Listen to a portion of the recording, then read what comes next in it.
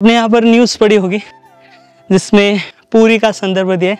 पुरी के मंदिर का जो विकास कार्य चल रहा है, उस विकास कार्य के लिए इसी पहाड़ी के ये जो पत्थर है, यह पत्थर इस्तेमाल किए जा रहे थे। वज्रयान और महायान शाखा के भिक्षुओं का इलाका है, तो स्तूप का हिस्सा है ये टूटा हुआ है और इसके ऊपर यहाँ पर छतावली हुआ करती थी, तो छतावली भी यहीं पर कहीं तो पड़ी होगी।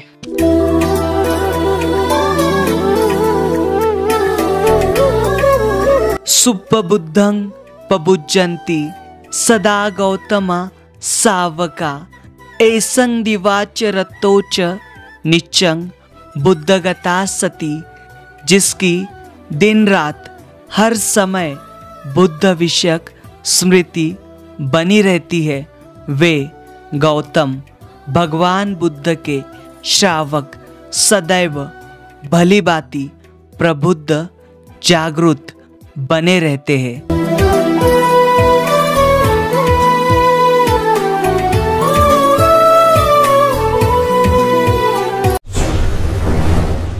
स्वागत है आपका बोधिसत्व के मीलों मील की ऐतिहासिक यात्रा में, जो आपको वैभव संपन्न अतीत से परिचय कराती है।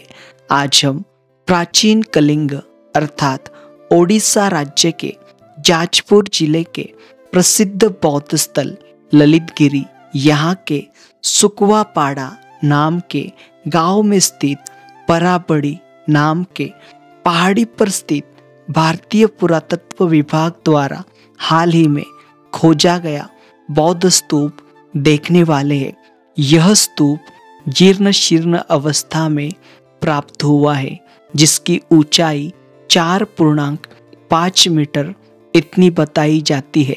स्तूप के अलावा यहाँ ध्यानी बुद्ध की टेराकोटा की मूर्ति प्राप्त हुई है।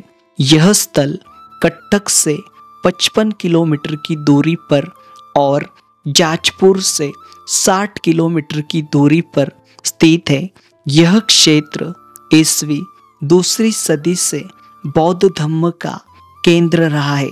यह स्तूप डायमंड ट्रायंगल के सबसे प्राचीन बौद्ध स्थल ललितगिरी से महज 1 किलोमीटर की दूरी पर स्थित है, जहां 1985 में किए गए उत्खनन से सैकड़ों स्मारक और हजारों शिल्प ओटिव स्तूप प्राप्त हुए हैं और वर्तमान में भी उत्खनन से बड़ी बड़ी भगवान बुद्ध की मूर्तियां यहाँ से प्राप्त हो रही है। हम आए हुए हैं ओडिशा राज्य के जाजपुर जिले के प्रसिद्ध बौद्ध स्थली ललितपुर। यहाँ से करीबन 500 मीटर की दूरी पर सुकवापाड़ा नाम का गांव है। इस गांव के यहाँ पर एक पराबड़ी नाम की जो यहाँ पर पर्वत है, इस पर्वत पर हम जाने वाले।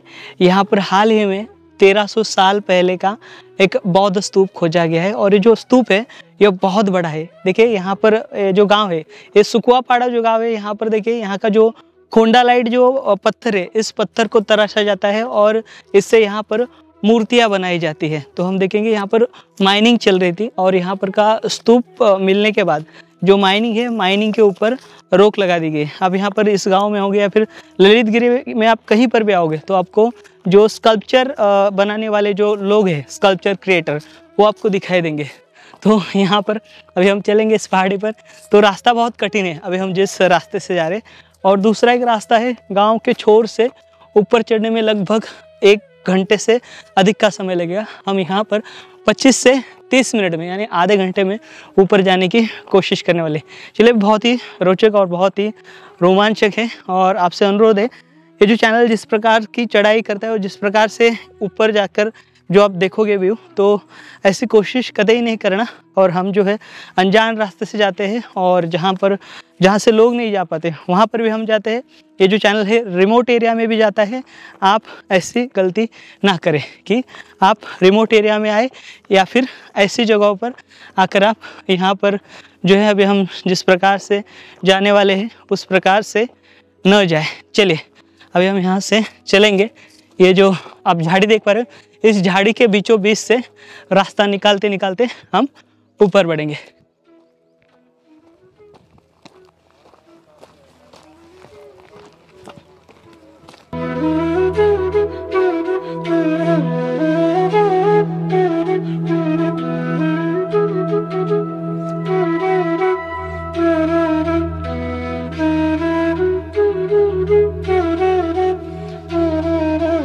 देखिए लगभग 20 से 25 मिनट के चढ़ाई के पश्चात हम ये जो पहाड़ी है, इस पहाड़ी के लगभग ऊपरी हिस्से में आ चुके हैं। अभी महज 10% जो हिस्सा है वो बचा हुआ है।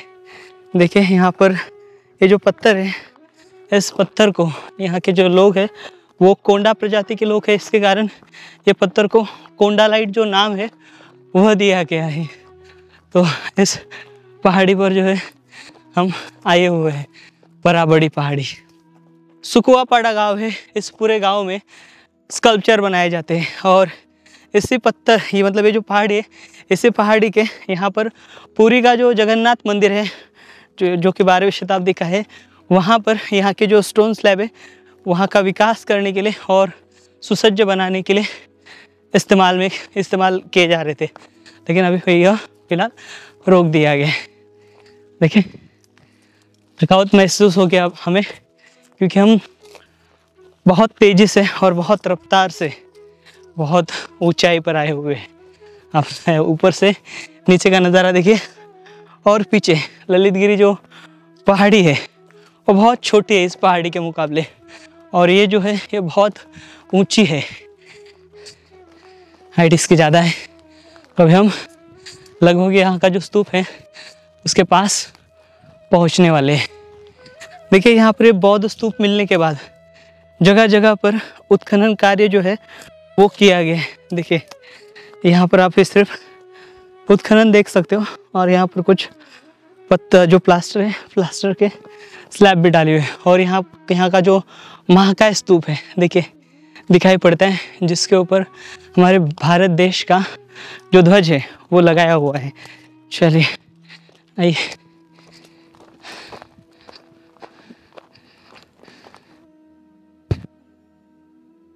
पूछा था ऊपर जाने के लिए रास्ता है क्या, उन्होंने जवाब दिया आप ऊपर जा ही नहीं सकते और चल कर जाने के लिए भी रास्ता नहीं है। हमने यहाँ पहले भी, इससे पहले भी लोग आकर जा चुके हैं, तो उनके कदमों के निशान देखते देखते हम ऊपर आए हुए।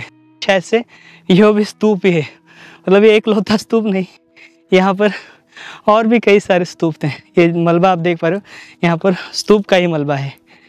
देखिए ये बिखरा पड़ा हुआ है, इसे डिग किया गया और ऐसे ही छोड़ दिया गया। आइए ऊपर चले।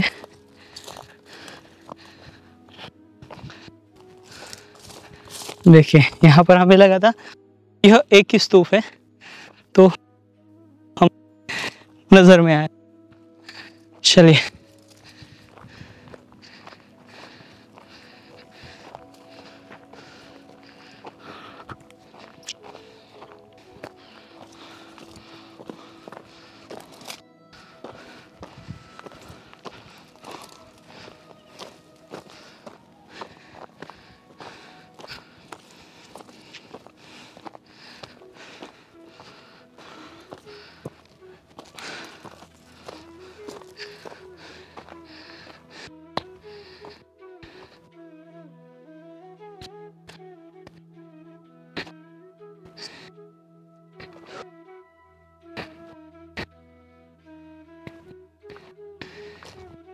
देखिए यहाँ पर काफ़ी मेहनत करने के बाद हम इस प्राचीन बौद्ध स्तूप के करीब हैं।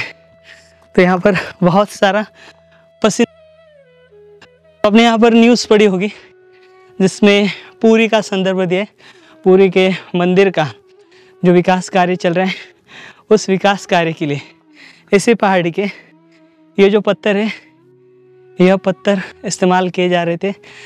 देखिए यहाँ पर ये जो स्तूप है, स्तूप के लिए इस्तेमाल किए गए ये आप अवशेष देख सकते हो। ये पूरे डिज़ाइन है स्तूप की बनावट के। यहाँ पर आप देखिए ये कार्विंग देखिए बहुत ही यूनिक है। और देखिए यहाँ पर पूरे ये जो पत्थर है वो जब उत्खनन किया इन्होंने, तब यहाँ पर उन्होंने सारे सटा दिए। ये देखिए ये पूरे के पूरे, मतलब ये पत्थरों से आप अंदाज़ा लगाइए, यहाँ पर निकाल कर ये जो स्तूप है इतनी अवस्था में यहाँ पर प्राप्त हुआ है। तो ये स्तूप जो है कितना महाकाय और कितना बड़ा रहा होगा। देखिए आगे भी यहाँ जो वही नजर, और यहाँ पर एक घर भी निर्माण किया गया था। देखिए यहाँ से आप देखिए तो पूरा आगे तक आपको ये जो है ये पत्थर जो स्तूप के हैं वे ही बिखरे हुए दिखाई देंगे। देखिए यहाँ पर कोई आता जाता नहीं, वहाँ पर हम आए हुए हैं और आपको ये पहाड़ी के ऊपरी का दृश्य जो है वे दिखा रहे हैं। ये देखिए ये सारे स्तूपों के स्लैब हैं और इन स्लैब के ऊपर सारी की सारी नंबरिंग की गई है। देखिए हर एक स्लैब पर नंबर किया गया, मतलब यहाँ का जो पुरातत्व विभाग है इनके माध्यम से। देखिए और आखिर में यहाँ पर एक घर भी बना हुआ है। शायद से कुछ सालों पहले यहाँ पर कोई व्यक्ति जो है वे रहते होंगे, उनका घर दिखाई दे रहा है। और वो घर भी देखिए यहाँ पर एक चोटी पर बना हुआ हमें दिखाई देता है। ये आखिरी शोर में आए हुए हम, यहीं तक ये जो स्तूप के जो मलबे हैं, स्लैब जो है वो दिखाई देते हैं। आइए यहाँ पर चलिए देखेंगे इस स्तूप का जो करेंगे। वैसे ललितगिरी में अगर आप आते हो, अगर यहाँ पर आप आना चाहते हो तो यहाँ पर आने की कोशिश मत करना, क्योंकि यहाँ पर आपका एक गलत कदम आपके पर, क्योंकि ऊपर आने के लिए कोई रास्ता मौजूद नहीं है। जो कि तो गांव में से एक रास्ता है, वो भी बहुत कठिन है। आइए ये देखिए आपको ये स्तूप दिख रहा है, और स्तूप की जो नींव है, नींव आप देखिए यहाँ पर ये जो स्तूप है यह लेयर में बना हुआ है, और इसका चौकोनी लेयर जो है देखिए लगभग यहाँ तक आ रहा है, और ये जो उसका बेसमेंट है और भी नीचे रहा होगा। देखिए यहाँ पर लेयर आ रहे हैं, और यहाँ पर भी एक स्लैब है। ऐसे लगा कि कुछ लिखा हुआ है लेकिन कुछ लिखा नहीं है। तो देखिए यहाँ से ऊपरी हम लगभग 6 फीट से ऊपर का जो हिस्सा है वो सर्कुलर शेप में आ जाता है। ये देखिए यहाँ पर से हम इसका मुआयजा करेंगे तो बहुत ही शानदार ऐसा स्तूप है। और यहाँ पर देखिए, यहाँ पर कुछ समय पहले ही इसका जो उत्खनन है वे किया गया था। देखिए यह जो स्तूप आप देख पा रहे हो यह 7वीं से 8वीं शताब्दी का बताया जा रहा है, और यह उससे भी प्राचीनतम हो सकता है, क्योंकि यह जो है यह ललितगिरी ये जो बौद्ध स्थली हुआ है और यह उसी का हिस्सा है। और इसके मध्य में देखिए यहाँ पर आपको पूरा सर्कुलर ऊपर का हिस्सा दिखाई दे रहा है, स्टोन का गोलाकार। और उसके मध्य में यहाँ पर देखिए ऊपर इस स्तूप के ऊपर जिस प्रकार से हमने बड़े बड़े स्तूप देखे उसी प्रकार से यहाँ पर भी हार्मिका रही होगी और छतावली भी रही होगी। और वे जो हार्मिका और छतावली जो यहाँ पर हम देख सकते थे वो वक्त की मार से यहाँ पर नष्ट हो चुके हैं। और देखिए यहाँ पर ये 7 मीटर इतना ये बड़ा है ये स्तूप, मतलब नीचे से देखेंगे तो ये ऊंचा है काफ़ी, और इसका परीक्षण भी किया गया है और इसकी जो पूरी जानकारी है वे दी गई है। तो ये 1300 साल पुराना स्तूप बताया जा रहा है। जहाँ तक इसका अध्ययन हुआ है वहाँ तक। अभी हम ऊपर जाएंगे तो ऊपर आपको इसका सर्कुलर शेप और इसका जो मध्य केंद्र है वो दिखाई देगा। और इसी के मध्य केंद्र में यहाँ पर हमारा जो भारतीय ध्वज जो है वो लगाया हुआ है। तो यहाँ पर ये जो स्थली है यहाँ पर आमतौर पर भिक्खु भी रहा करते होंगे, या फिर यहाँ पर ये जो स्थली आप देख पा रहे हो यह प्रार्थना स्थल रूप में होगी, जहाँ पर बौद्ध भिक्खु प्राचीन काल में बैठकर मेडिटेट। खास ये जो पूरा इलाका वज्रयान और महायान शाखा के भिक्खुओं का इलाका है, और यहाँ पर ज़्यादा पैमाने में और बड़ी संख्या में यहाँ पर वज्रयानी और महायानी भिक्खु जो है वे वास किया करते थे। देखिए यहाँ पर इसका निचला बेसमेंट देखिए, निचले बेसमेंट में हमको यहाँ पर डिज़ाइनिंग की हुई दिखाई देती है। देखिए आप इसको ठीक से देखेंगे तो आपको यहाँ पर इसमें कई सारी जो डिज़ाइनिंग है और कई सारी जो कार्विंग जो उस समय पर की गई थी वो आपको दिखाई देगी। यहाँ पर देखिए मैंने जिक्र किया आपको ऊपर जो है हार्मिका रही होगी, तो आप ये जो हिस्सा देख पा रहे हो ये जो यहाँ पर मेदी जो होती है ये मेदी है, ये टूटी हुई हालत में है। सर्कुलर देखिए आप उसको शेप देखिए उसका, तो स्तूप का हिस्सा है ये टूटा हुआ है। और इसके ऊपर यहाँ पर छतावली हुआ करती थी, तो छतावली भी यहीं पर कहीं तो पड़ी होगी। देखिए इसके इर्द गिर्द यहाँ पर आप जितने भी अवशेष देख पा रहे हो यह सारे के सारे स्तूप के हैं। जैसे हमने बड़े बड़े स्तूप देखे उसी प्रकार के देखिए यहाँ पर हम देखेंगे। इसे यहीं पर जो छतावली है, ऊपर का जो छत है गोलाकार, वे भी यहाँ पर पड़ा होगा या फिर रखा गया होगा। देखिए इस प्रकार से हमने यहाँ पर ये जो ऐतिहासिक धरोहर जो आज भी लोगों से कई सदियों से अनजान थी, वे आपको दिखाने की कोशिश की। और अभी हम यहाँ से चलेंगे, अभी अंधेरा होना शुरू हुआ है। मिलेंगे अगले वीडियो के साथ, अगले जानकारी के साथ। तब तक आप अपना ख्याल रखें।